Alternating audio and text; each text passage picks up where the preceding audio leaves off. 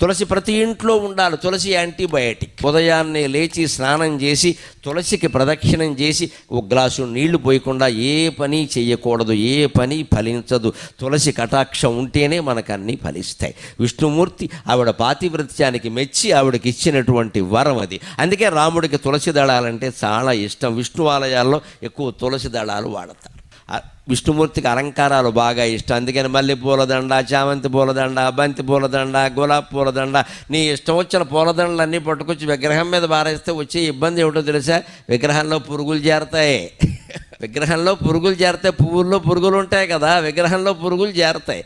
ఆ చేరినటువంటి పురుగులు విగ్రహానికి హాని చేస్తే అక్కడే చనిపోతాయి, అక్కడే కుళ్ళిపోతాయి, రకరకాలుగా అవుతాయి. ఆ విగ్రహానికి పట్టిన మురికి మొత్తం పోవాలి అంటే విష్ణుమూర్తి ఆలయాల్లో తులసిమాల తప్పకుండా వెయ్యాలి.